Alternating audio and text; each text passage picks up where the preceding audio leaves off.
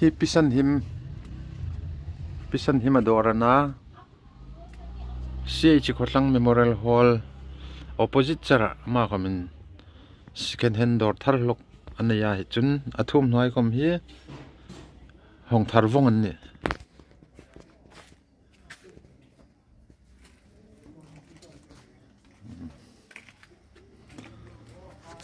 ngai hi thum no tharwong no mei pasal thum no thar hlok local thar lam hlok hong tharan ni polar khom anung zortan net tai he anal thei khopel no mei thum no deu ning an ti nga hi changkang deu an ni chun sol lum chi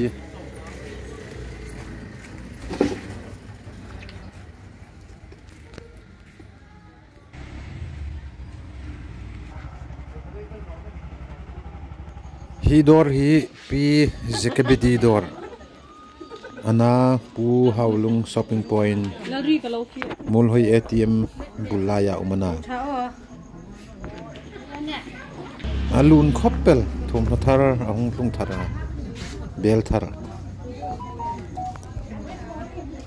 second hand khoman hoino a brand he thei lening ati phong thara sunglum ju pikhar tala farla oi ka bu mel lang lo chung lo wa phong thar sunglum ani he sunglum ki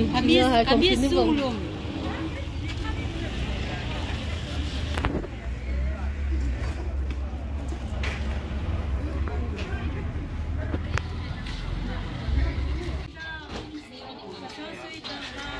Bulro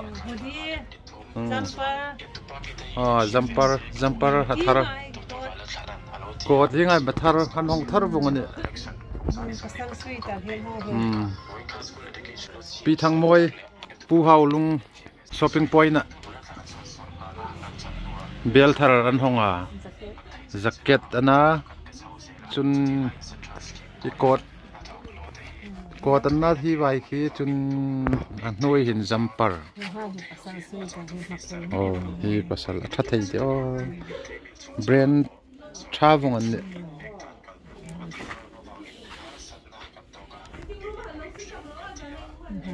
tu lai thei char ni oh changkang thei ye hung an vat ro asot a no mel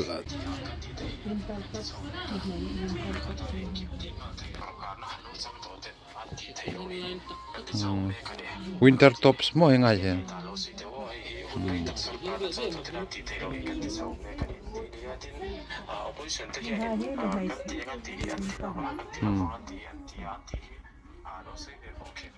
cha thei ye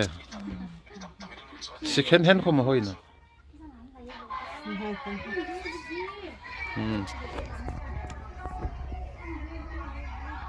thar vong an ni hong thar vong thar lam hlok vong an ni kho hong dei tan ta an man lai hong levat ro Muolhoi lam chu tu takan temperature hi som panga chawani naw pang half sweater khoma cha theye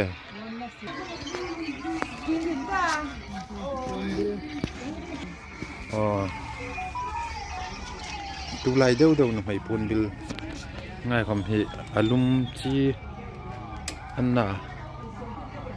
tu lai asuk thar deu bongan ne haflong bazar in huno ding hilayan hong hai hi ala phak no haflong bazar ting khin o Muolhoi chi hin hingang brand thar a umani naw pang puiseng no hak sang wal putar akim wong Amazoran tele magam sang ni Amazoran ta oh my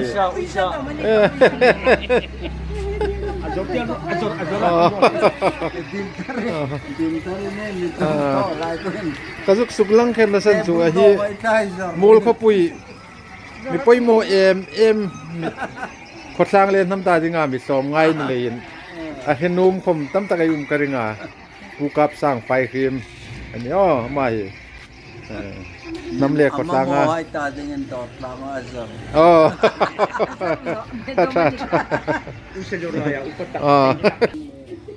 Phê cục không. Phê cục thar đều mà he brand chatak tak. Nike, Puma.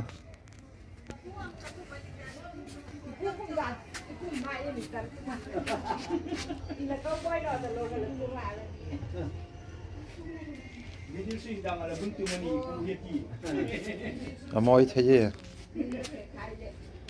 Lâu không sâu liang anh chị. Normal size.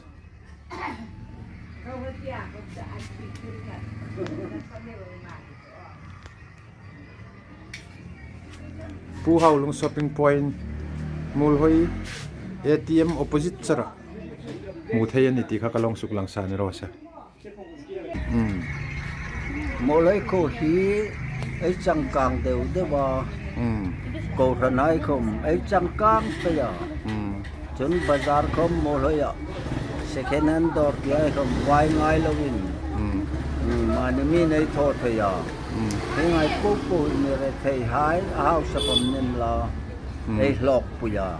Thế ngang pe hin ma som na Muolhoi ko hin nei la. Thang tharai ta ding le. Mi hlui hai ta ding khoma. Acha. Lom ngai nai in so pain la. Amirok chu thom nori ngon ne lovin. Nam ta ding hin. Ai ko su ngai ai lung ril taka nam klom ngai na. Tun jubilee mang ding ana jubilee khom hin. Ai lung ril pen la. Ai ko su chang kang na ding hin. Nam in voi jingen. Kil khata lau thire lau ding hin engam ka tho thei ti hi. Chu chu ai chang kai na sengania nam ta ding in pen la nom om le chang hung tharai pen pi punon klom ngai nai mang pen Muolhoi khoin chu in chu ding tam tak ai nei pi hi ai lung relaxation ding in nom om nge ye Muolhoi chang kang pe sen la lo mom hung sung thar boka thum no pi je ke bedi dor kom a hi tie voizan thum no hung sung thara and supel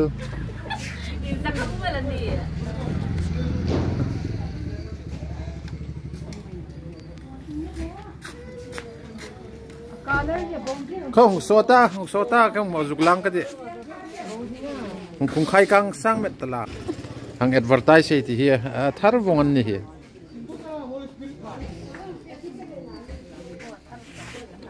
Flong Bazaar second hand door tama chu hi nga thum no thar hai in huno ding yenga ya sung lum vongan na hung sung thar mun hata kan thoka hung sung na chu fil lak lo dal ke te mi business na ani lein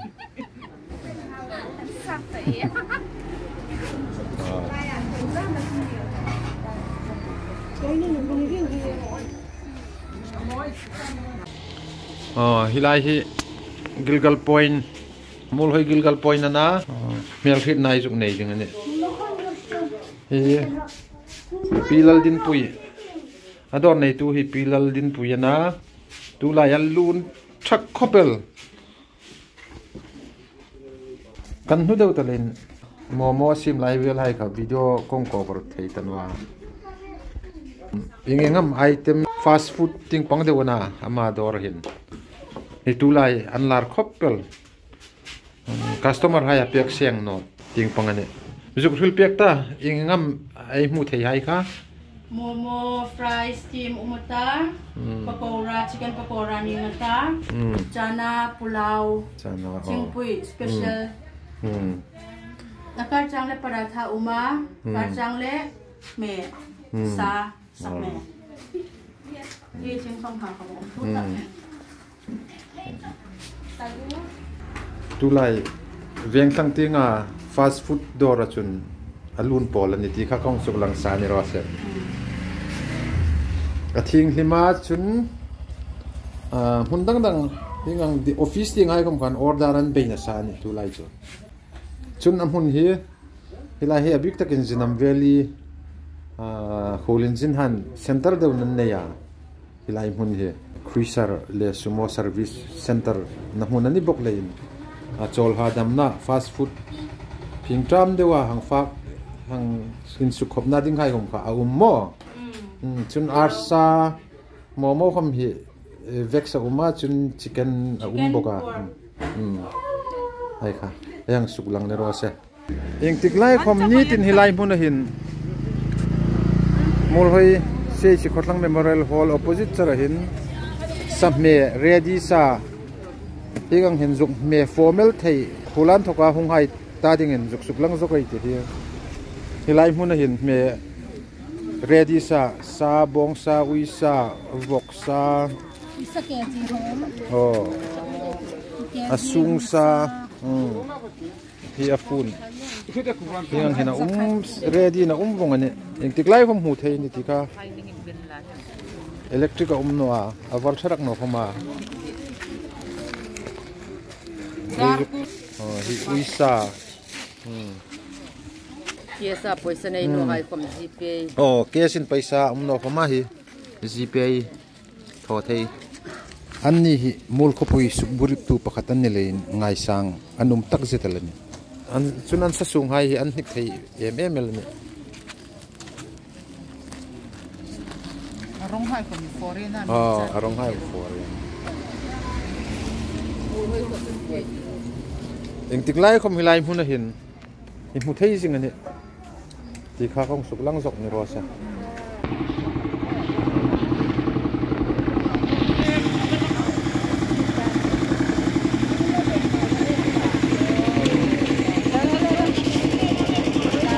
Misteri bongan ni Vawisun. Busuk tu bol lem mo. Tho thalai ang chero lang lai ti.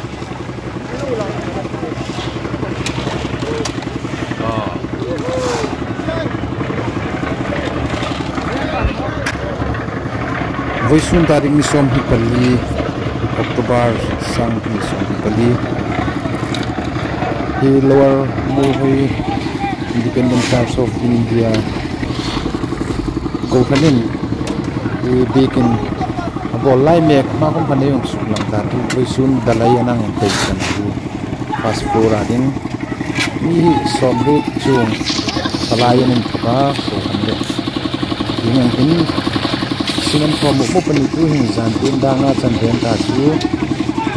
dalai sinan lei na lakwa yen na sun jam jinga chun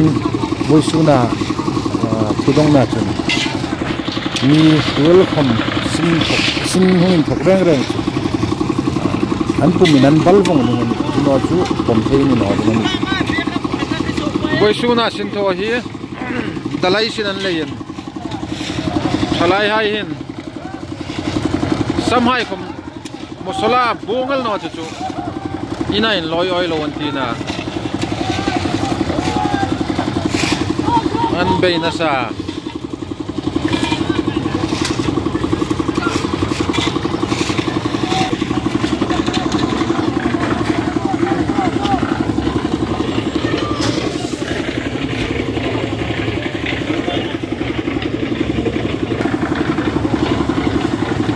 local secretary first class mystery ani boka ama hin mosola sim dan hai lorem road pui jinga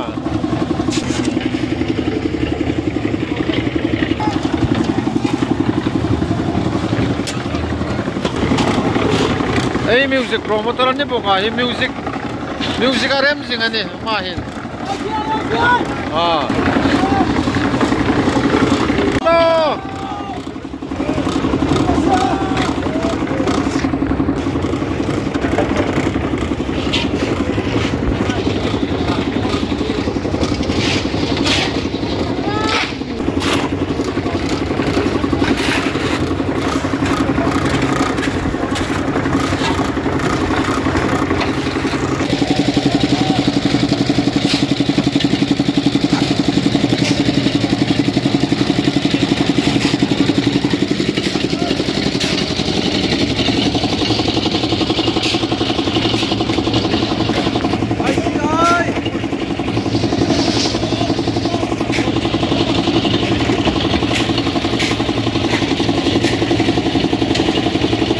URB Valupa ko man ni bokabe na sa ni te sam ko mabung phalel ta Vawisun ai sai lor Muolhoi kan breaking ball chu slap dalai kadai thawa ko ran na tlang ti kanang ne ya midang tu thom vai ti hai khom kan doi no mystery chu ke ni ako ran sunga bi bong kan ya su mystery lording ni kon kham kan la ser no nei nin kan tho to pan ya Vawisun khom ko ran na tlang ti kanang ne ya ni hi som red som ku zakat borvel chu anil thei sin tho thei chal kadai fe homa hi sin kadang tho me ka sin kar soman pa kan tho na tu chen hin kan la thawa ring dan chung gar ri phela chu kan zo kan ringa ni hai kom kan che digam ti chu lo thi tu hai he tingin kang su lang ni ro se in chong trai na youtube lo en tu hai ko ko in chong trai na ni ri chu tingin kang hi sa ba pa ni kan ri kin kan bol zo ngel thing na tingin nang ni ko ma kon kin renga chong trai na ni lo san tingin kang hi sa ba pa ni ha mi phone mo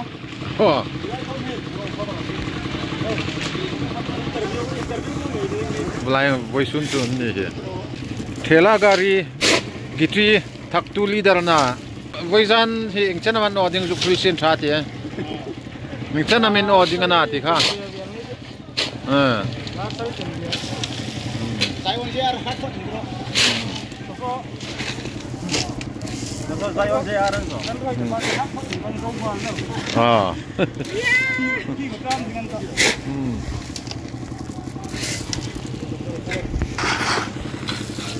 ama hi ko ni ko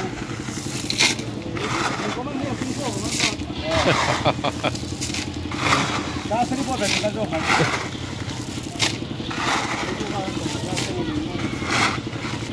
an sin tho da ni sirin bule me khom kan he ni bu khom cái hi kan bu si dan ju cái so be jo bu ba tin kan pai se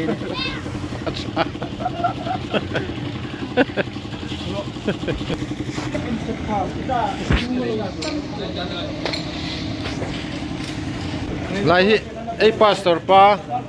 ati mai ni om takan ni laya sin tho hai hi hin zara slepan sum do chun ban som phat hi kamen mir ma tingan ni lein kala tar ersa atur bok lei kala tar alo sim report kan man hi aban ding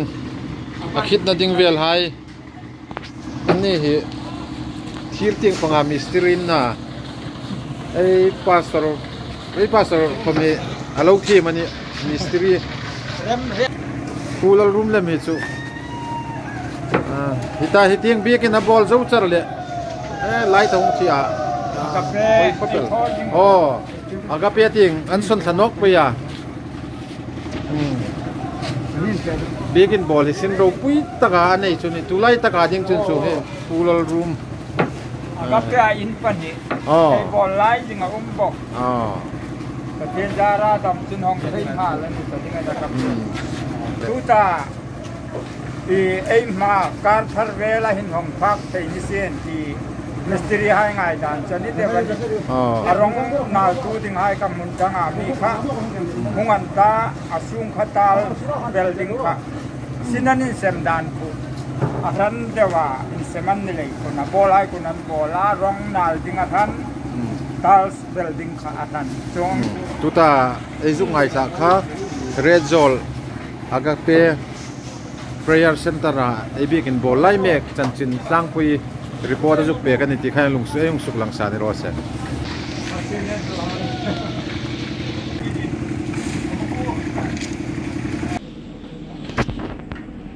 Sintho hai phak ding ni om tak mo lai hin mi khrim an thokom an tamboka bel khom cho thanem bok se he bong so ma so bong sa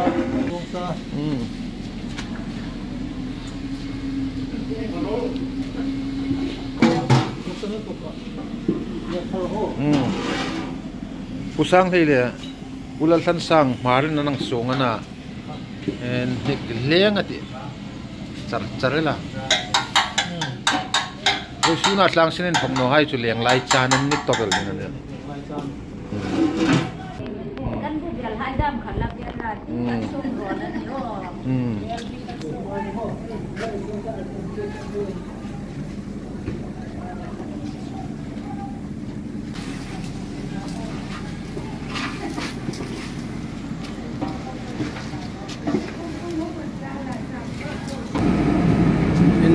Church of India Lower Muolhoi ICI ko khan chun begina tutan bo lai mek man mang dingin kiloskar generator chatok takel achapok bel alo hen o may ta kentin ayung suplang zok ni rose an bay na sa